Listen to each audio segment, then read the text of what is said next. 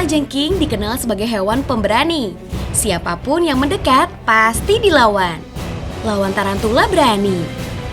Lawan ular kobra berani juga dong. Selain punya 2 capit besar untuk bertahan, kalajengking punya racun di ujung ekornya. Sengatan ini yang bisa membuat lawannya lumpuh. Semua kalajengking berbeda dengan tingkat bahaya yang berbeda juga.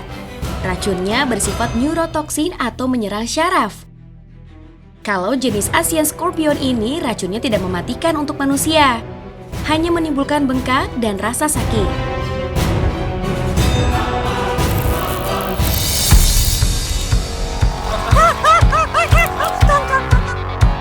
Ternyata kalajengking ini memanjat dan hinggap di tas saya pemberani. Saya semakin panik.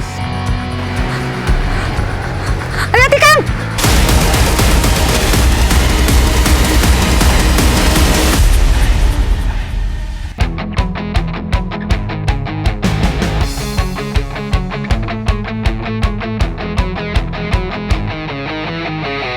Di hutan Margawati, Garut ini, saya bersama Kang Roso dan Kang Epung akan berburu kalajengking.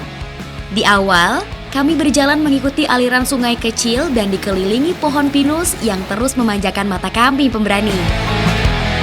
Tapi semakin jauh dengan kaki yang sudah gemetar, jalur berubah menjadi curam. Pandangan mata saya semakin sempit, pepohonan kecil juga mulai menghalangi jalur kami. Saya tidak tahu apa yang saya injak, karena terhalang oleh daun-daun di sekitar saya. Dan ini membuat saya beberapa kali harus terpeleset.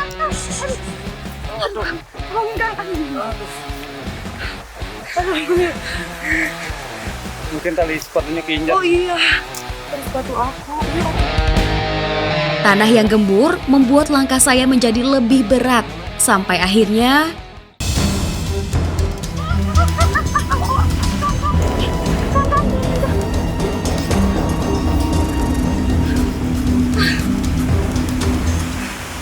Pemberani, susah banget cari sarang kalajengking.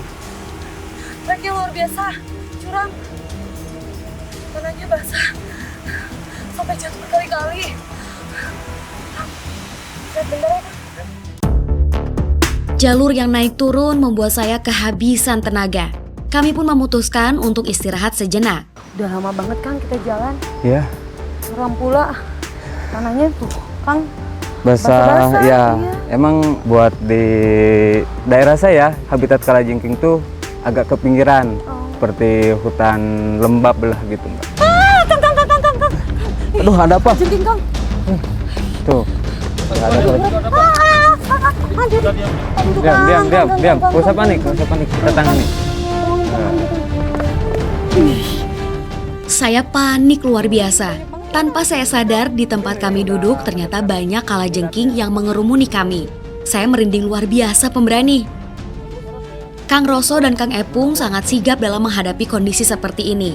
Tanpa rasa takut, Kang Roso langsung mengambil kalajengking yang ada di sekitar saya.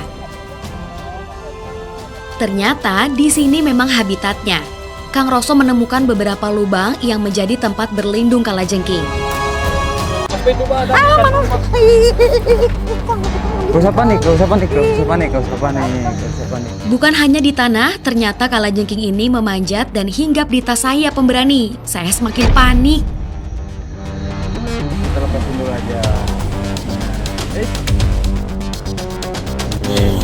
Set. Nih.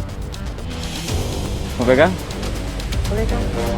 Kalajengking ini memang tidak bisa menyerang jika kita memegangnya dengan cara yang benar.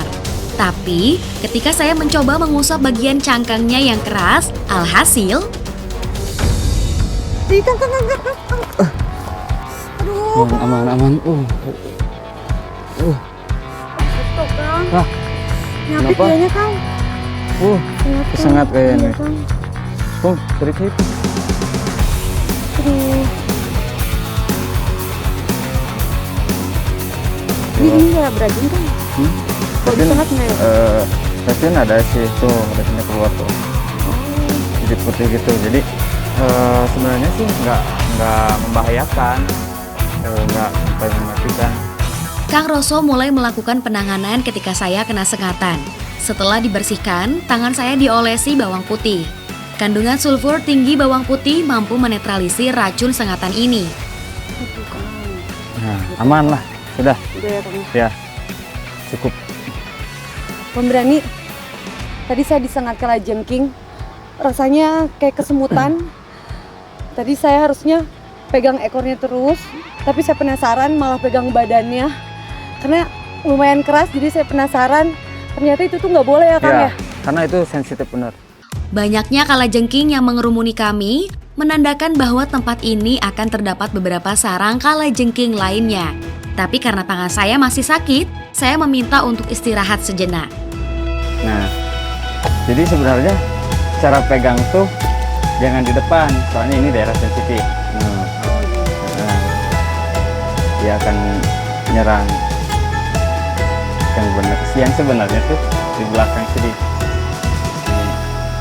Nah, Oh di ekornya ya Kang ya? gitu. Ini gimana ya Kang ya? Nah, nanti kalau itu ada efek samping setelah nyampe rumah, Mbak bisa pakai obat penghilang rasa nyeri atau si bekas luka itu digosok dulu pakai bawang putih. Oke Kang. Ya 2 jam masih ada reaksi kayak demam atau langsung minum obat paracetamol atau yang lain lah. Sebelum mencari sarang berikutnya, kami membuat alat pancing tradisional yang terbuat dari lidi kelapa. Caranya sangat mudah, cukup dengan menancapkan kuku jari di bagian sela antara daun dan lidi. Setelah itu, tarik hingga daunnya terpisah dari lidinya. Setelah itu, bagian ujung lidi tersebut diikatkan hingga membentuk lingkaran yang nantinya akan tersangkut di bagian jepit kalajengking.